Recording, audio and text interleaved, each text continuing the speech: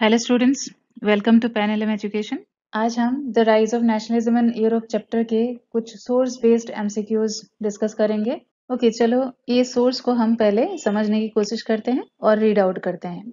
An event that mobilized nationalist feelings among the educated elite across Europe was the Greek War of Independence.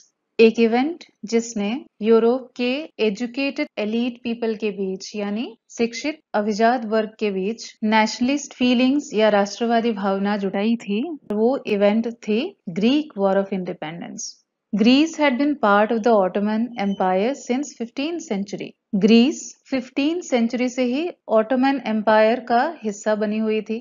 The growth of revolutionary nationalism in Europe sparked off a struggle for independence among the Greeks, which began in 1821. Europe में revolutionary nationalism के growth के साथ साथ मतलब क्रांतिकारी राष्ट्रवाद के विकास के साथ साथ ग्रीक लोगों के बीच भी इंडिपेंडेंस के लिए एक स्ट्रगल 1821 में स्टार्ट हुई। Nationalists in Greece got support from other Greeks living in exile and also from many West Europeans who had sympathies for ancient Greek culture.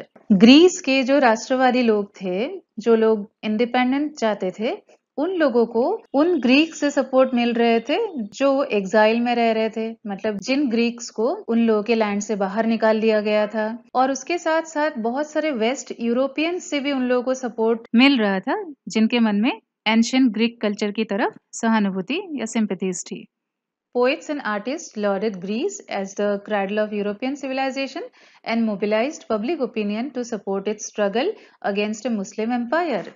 Poets और आर्टिस्ट ने हमेशा ग्रीस को बहुत प्रशंसा की नजर से देखते थे, क्योंकि वो लोग ऐसा मानते थे कि यूरोपियन सिविलाइजेशन का क्रेडल रहा है ग्रीस, मतलब यूरोपियन सिविलाइजेशन ग्रीस से ही स्टार्ट हुई है और इसीलिए मुस्लिम एम्पायर के अगेंस्ट ग्रीस के स्ट्रगल को सपोर्ट करने के लिए वो लोग पब्लिक ओपिनियन जुटा रहे थे। The English poet Lord Byron organised funds and later went to fight in the war where he died of fever in 1824। तो ग्रीस के प्रति वेस्ट यूरोपियन बाकी सारे नेशंस को जो रिस्पेक्ट थी, वो इस बात से पता लगता है कि इंग्लिश पोएट लॉर्ड बायरन ने भी इस वॉर को सपोर्ट करने के लिए फंड्स इकट्ठा किए थे और उसके साथ साथ ग्रीक वॉर ऑफ इंडिपेंडेंस में वो लड़ने के लिए भी गए थे, जहां बुखार से उनकी डेथ हो गई 1824 में। Finally the treaty of Constantinople of 1832 recognised Greece as an independent nation. तो 1821 से स्टार्ट हुई लड़ाई का अल्टीमेटली रिजल्ट मिला 1832 को,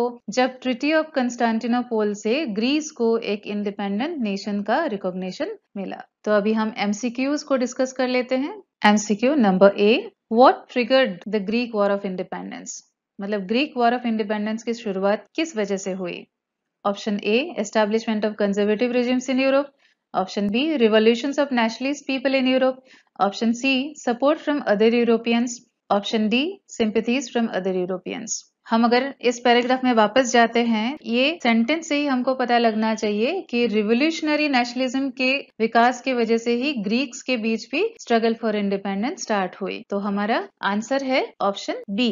next MCQ, The other European peoples wanted Greece to be independent from the Ottoman Empire because Option A, Ottoman Turks exploited the resources of Greece.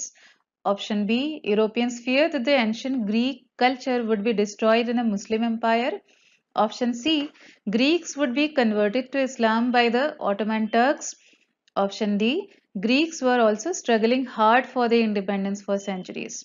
यहाँ लिखा हुआ है कि पोएट्स और आर्टिस्ट ग्रीस को यूरोपियन सिविलाइजेशन के क्रेडल मानते थे और इसीलिए वो लोग पब्लिक ओपिनियन भी जुटा रहे थे ताकि वो लोग एक मुस्लिम एम्पायर के खिलाफ ग्रीस के स्ट्रगल को सपोर्ट कर सके। तो यहाँ पे एक इंडिकेशन है कि एंशियंट ग्रीक कल्चर मुस्लिम एम्पायर के रूल में डिस्ट्रॉय हो जाने का फियर था यूरोपियंस को, तो इसीलिए ऑप्शन बी होगा हमारा correct answer.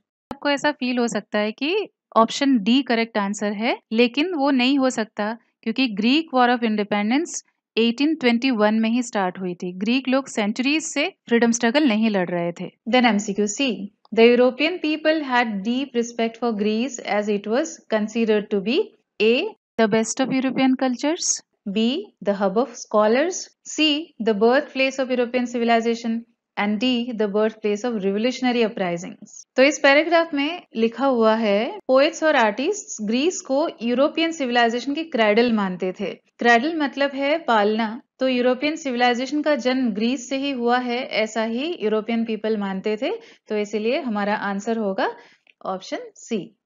Then the last MCQ, Greece could acquire its independence as option A, Greeks living in exile supported the nationalist Greeks. Option B, many West Europeans sympathized Greek culture and supported the struggle.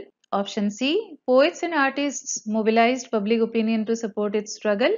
Option D, all of these. ये paragraph की study के बाद हमको बहुत अच्छे से समझ में आते हैं कि एग्जाइल में रहने वाले ग्रीक्स नेशनलिस्ट ग्रीक्स को सपोर्ट करते थे, मैनी वेस्ट यूरोपियंस सिंपैथाइज करते थे ग्रीक कल्चर के साथ और उसके स्ट्रगल को सपोर्ट करते थे, और यूरोपियन पोएट्स एंड आर्टिस्ट्स भी ग्रीस के स्ट्रगल को सपोर्ट करने के लिए पब्लिक ओपिनियन मोबिलाइज कर रहे थे। तो ये तीन ऑप्शन सही है, इसका मतलब है हमारा जो करेक्ट ऑप्शन होगा वो है ऑप्शन डी। तो स्टूडेंट्स, ये सोर्स बेस्ड एमसीक्यूज आपको बहुत अच्छे से समझ में आया होगा। फिर भी आपकी कोई क्वेरी है तो आप मुझे कमेंट सेक्शन में पूछ सकते हो। Thank you for watching.